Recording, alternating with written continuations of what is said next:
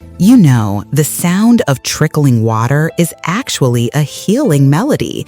The water flowing within us is also part of nature, and when you can feel the harmony between your body and Mother Nature, healing will come to you step by step. In celebration of World Water Day, this video hopes to share with you a message about a sustainable lifestyle that spreads positive values. Living sustainably with quality products and reducing single-use plastic waste in the environment is an effort that requires everyone's cooperation. Hopefully, we can all work together to change our habits each day, starting with small actions to help make the earth more sustainable. Now, let's dive into this episode together. Why do some people cry easily while others don't? Some people can keep a straight face in any situation, while others tear up easily, even just from scrolling past a short video on social media. I'm definitely the emotional type. I wonder if you ever feel that way too. Every month, I go through a wave of mixed emotions over little things. Sometimes I get frustrated over random stuff, then let out a deep sigh in exhaustion. By nighttime, I curl up and cry. I'm so sad today. Someone comfort me. And don't forget to bring boba tea and a sandwich. After crying my heart out, I look in the mirror, realize I still look cute, and suddenly start laughing. Sometimes I'm happily laughing while watching TikTok, then suddenly come across a video of an elderly woman living alone with no children, and I can cry instantly. In moments like that, I ask myself, why does my mood swing so much? So, am I actually sad or happy? And when I'm happy, am I really happy? Why do I cry so easily? Is it because I don't know how to manage my emotions? According to clinical health psychologist Melissa Chiori, there's no right or wrong way to cry. In other words, being emotional isn't necessarily a bad thing. People don't only cry when they're sad. Unexpectedly heartwarming moments or overwhelming happiness can also bring tears to our eyes. We often think of tears as a sign of sadness. Most people hate crying and feel like it's a terrible thing. When we cry, especially when we cry a lot, the heart and lungs tighten, our breathing becomes restricted, and the body doesn't get enough oxygen, which creates a sense of discomfort. However, that's just how it feels while we're crying. Afterward, many people actually feel relieved. According to research, as many as 80% of people feel better after crying. Psychologist Dr. Bali also explains that crying can be a form of therapy. Some people say that after crying, they're able to handle problems more effectively and keep moving forward. So why do some people cry more easily than others? The first reason is personality. According to a study published in the journal Emotion Review in 2016, people with high levels of empathy, also known as highly sensitive people, tend to worry or doubt themselves more, which makes them more likely to cry. This group of people is highly sensitive to their surroundings, as well as the emotions of others. They are easily affected by the opinions and comments of those around them, which makes their emotions more fragile. In addition, being prone to crying can also stem from hormonal changes in the body. Dr. Gevis from Wellcome University states that hormones play an important role in regulating body functions such as hunger, energy restoration, emotions, and mood. Any hormonal changes, such as during the premenstrual phase, after childbirth, or menopause, can make women more prone to crying. In addition, the tendency to cry easily can also stem from childhood trauma. The environment during that stage of life can influence how often a person cries. Frequent or sudden crying may occur when someone has suppressed too many emotions from past experiences. A new study by the United States National Institute of Medicine has shown that adults who experience childhood trauma tend to cry more and are at a higher risk of developing mental health disorders such as depression, anxiety disorders, or other psychological conditions. In addition, some gender-related factors have also been proposed to explain why some people cry more easily than others. According to a 2016 study by Emotion Review, women cry 2 to 4 times more often than men. Dr. Gallatin believes that in society, women's tears are generally more accepted than men's, so they tend to suppress their emotions less.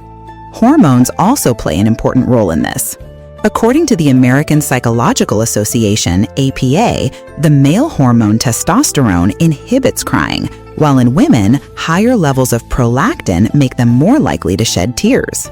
In addition, cultural factors also influence how each gender expresses emotions. If a little girl falls, her mother might gently comfort her. "Look, don't cry, be a good girl." But if it's a little boy, the usual response is, "You're a boy and you're crying over a tiny scratch. Be strong."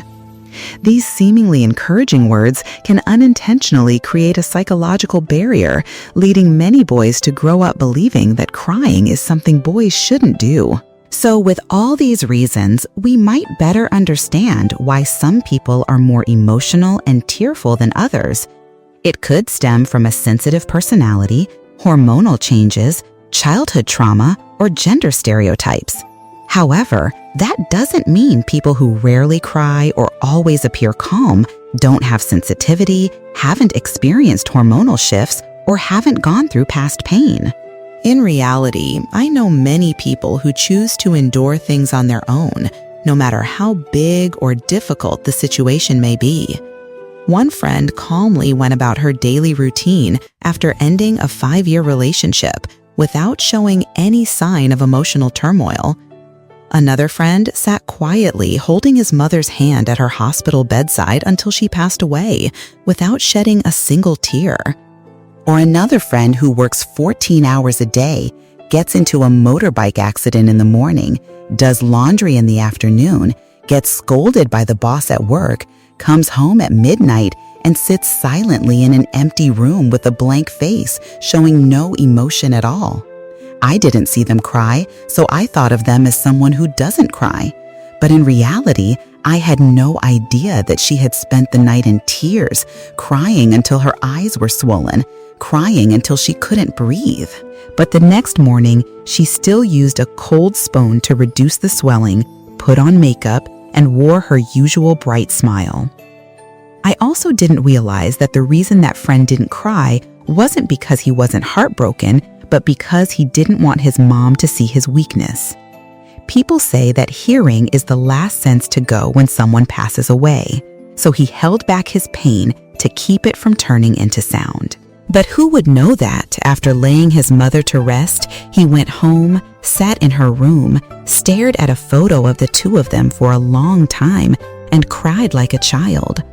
I also didn't realize that the friend who had gone through so many terrible things in a single day, had cried a lot, even hurt themselves, no longer felt like crying. Too much pressure had numbed their emotions, and now all that was left was quiet endurance. Over time, he lost touch with his own emotions to the point where he could no longer recognize or name them. Not crying became an automatic response.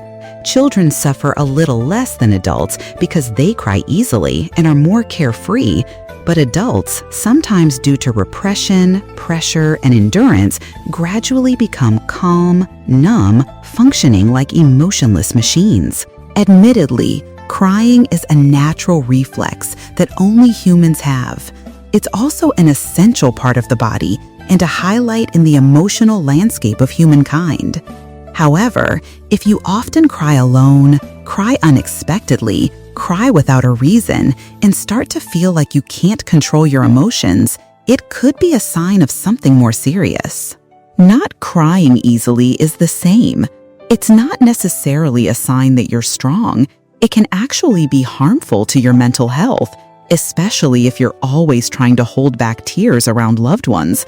When the body is overwhelmed by intense emotions, the mind can override reason, and the tears will fall.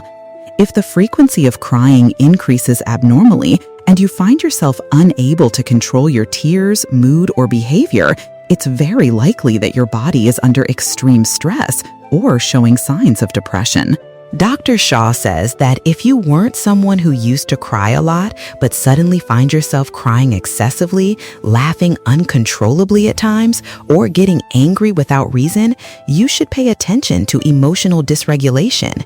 It could be related to damage in the brain, such as a stroke, injury to the nervous system, memory loss, or other underlying causes.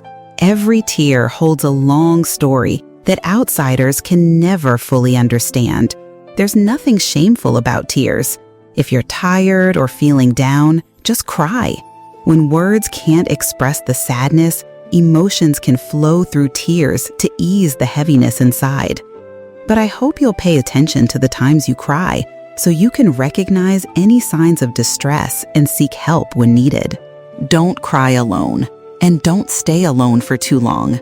Do whatever you need to do, but please don't hold on to the pain forever.